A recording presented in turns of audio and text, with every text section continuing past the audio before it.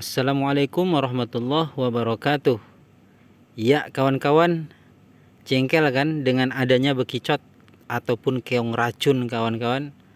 Nah di sini tentu menjadi suatu pengganggu perasaan kita bagi tanaman, terkhusus yaitu tanaman yang baru disemai. Ini coba kita perhatikan kawan-kawan, bekicot yang begitu banyak.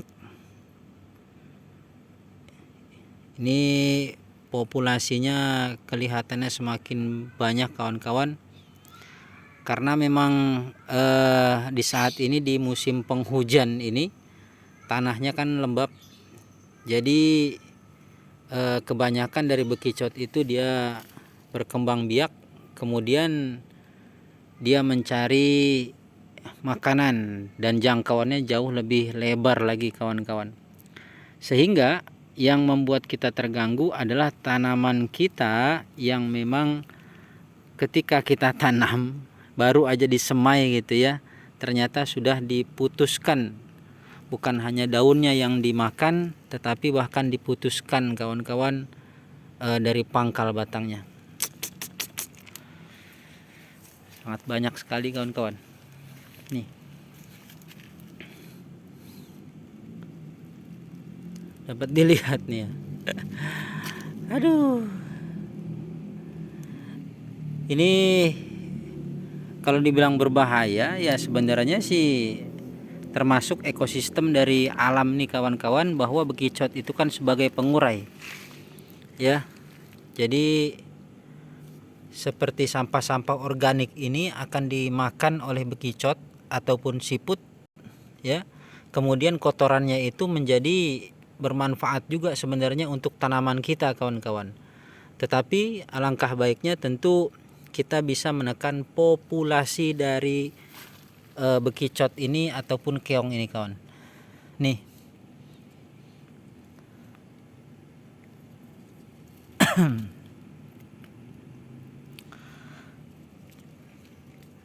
Namun hal yang menjengkelkan itu kawan-kawan, ketika kita coba untuk menanganinya, banyak tutorial yang menyampaikan bahwa bekicot itu tidak akan datang ataupun tidak akan mengganggu tanaman yang kita berikan dari beberapa bahan.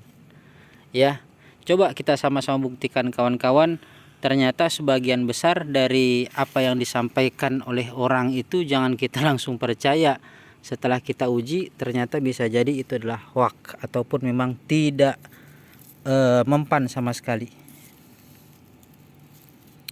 Yang pertama apa kawan-kawan?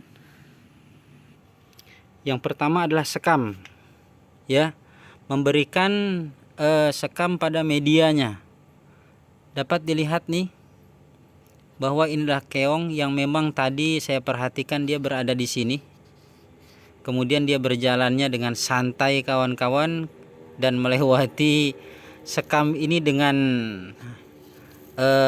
lancarnya ya. Jadi nggak ada pengaruhnya saya perhatikan. Ini bahkan seperti kawan-kawan lihat, ini bahkan bisa dibilang sekam tok gitu. Dan ini keongnya berhasil mencapai ke tengah. Nah, inilah tanaman yang disemai kemudian dimakan daunnya nih kawan-kawan nih.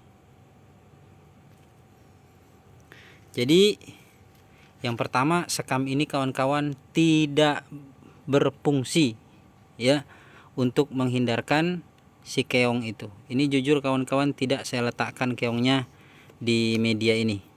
Dia memang benar-benar berada di sini sebelumnya, makanya saya buat videonya. Ya. Yang kedua yaitu media kopi kawan-kawan. Kopi ya. Sebagian dari penyampaian orang lain lah bisa saya sampaikan ini, bahwa kopi itu katanya tidak akan disukai oleh siput, keong ataupun bekicot, karena bekicot itu ataupun keong dia sangat menghindari yang namanya kafein. Ternyata ini tadi kawan-kawan, dia melewati di sini, melewati kopi ini, serbuk kopi ini, dan sepertinya tidak mempan sama sekali untuk menjauhkan si keong ini dari tanaman kita. Ya, ini beberapa gerogotannya nih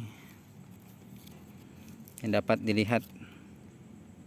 Jadi yang kedua, seperti kopi ini juga jujur saya sampaikan buat kawan-kawan tidak begitu mempan nih, nggak begitu mempan. Kemudian yang ketiga kawan-kawan, yang ketiga katanya bawang putih. Coba dilihat nih bawang putih nih kawan-kawan. Nih yang di center saya nih, kelihatan nggak? Ini dia nih. Dia berjalan dengan santainya di kulit bawang putih. Ini bahkan bawang putihnya pun dimakan kawan-kawan.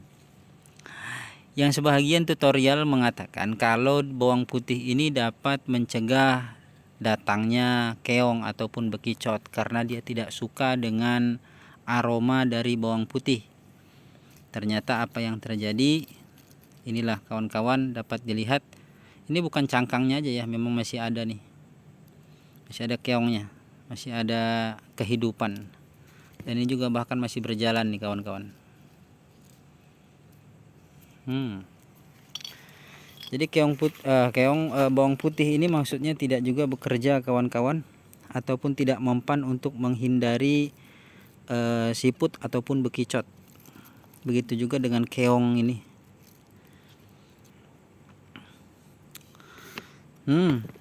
Banyak, mau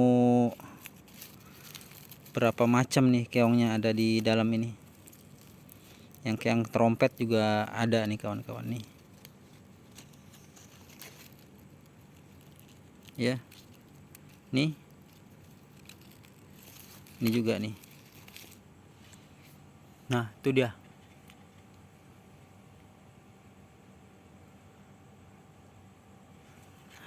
Jadi ini dapat terlihat ya kawan-kawan bahwa apa yang disampaikan itu ternyata tidak bisa bekerja dengan baik. Jadi nggak mempan lah bahasa kitanya tuh kawan-kawan. Ini bekas lendir dari keong nih, terlihat mengkilap, berarti dia udah berjalan melewati sini. Lalu bagaimana solusinya? Ini kita tahu bahwa keong itu kan selalu aktif di malam hari kawan-kawan, mulai dari sore ke malam hari. Jadi di sini saya kan menyemai pohon melon. Ya, melon itu kan batang lunak dan sangat disukai oleh bekicot juga. Jadi ternyata alhamdulillah ini yang saya lakukan cukup berhasil juga untuk menghindarkan keong itu. Bagaimana caranya kawan-kawan? Yaitu membersihkan sekitar dari media tanam ini dari sampah-sampah organik, baik itu dedaunan kering atau apapun ya. Biasanya saya meletakkan sampah-sampah ataupun dedaunan yang sifatnya organik, tetapi ini saya udah bersihkan dan alhamdulillah beberapa hari ini dia tidak datang lagi ke sini ya. Jadi bersih kawan-kawan. Seperti ini juga nih yang udah terkena percobaan dari keong sampai hilang daunnya. Ini juga, tapi setelah saya bersihkan alhamdulillah keongnya di beberapa hari ini nggak datang ke sini lagi. Begitu juga dengan ini kawan-kawan. Ini sebagai usaha aja sebenarnya buat kita ya. Jadi kalau seandainya kita memberikan sampah-sampah organik ataupun kita dapatkan di dalam media tanam kita itu ada sampah organik yang menjadi makanan dari keong tersebut, maka itulah yang mengundang keong itu hadir ke tanaman kita ya. Baik kawan-kawan, demikian dulu deh yang dapat saya sampaikan mengenai penyakit keong ini ataupun siput ini kawan-kawan. Bagaimana cara untuk menghindarinya ya. Jadi kalau bisa dibersihkan dan jangan sampai ada sesuatu yang mengundang kehadiran dari keong itu nih. Jadi itu aja dulu, mudah-mudahan ada manfaatnya buat kawan-kawan dan mudah-mudahan suka dengan videonya. Terima kasih yang sudah menonton. Assalamualaikum warahmatullahi wabarakatuh.